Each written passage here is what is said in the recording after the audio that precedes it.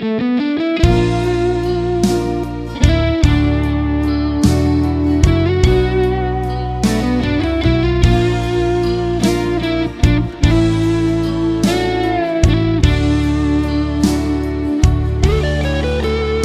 thu sim ngày ta khát cả hè khăng khăng ngã dòng chữ ngày lâu in thu sim ngày ta khát cả hè to cross to sim ngày bên hi van leng cha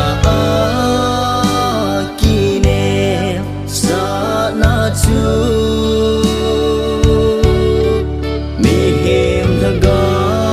ngai lut na za van pa thiên cha pa nem nung ta chu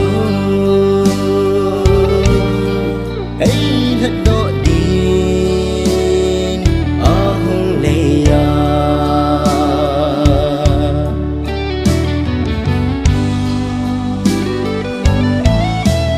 in thu sim ngày ta khát cả hè khăng khăng ngã dòng chữ ngày lâu in thu sim ngày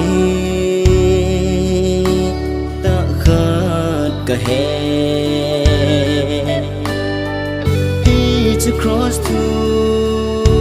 sim ngày bên hi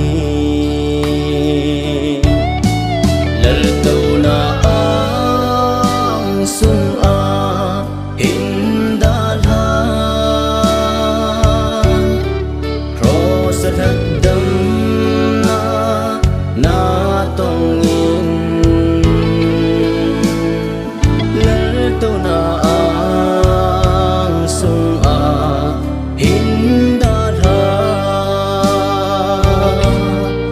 tôn số thi na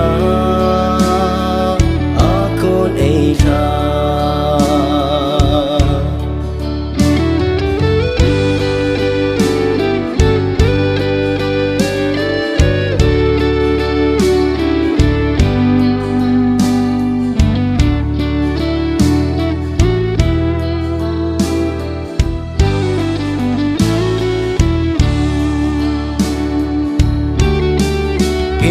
sim ngày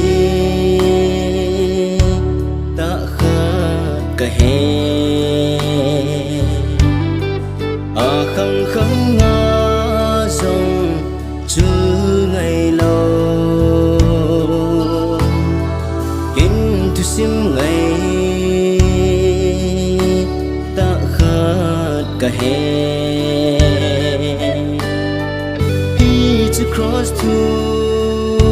sim ngày bên hi cross chân tròn se bên ai thật ta cất thiên lâu na ho a sop thiên cross chân tròn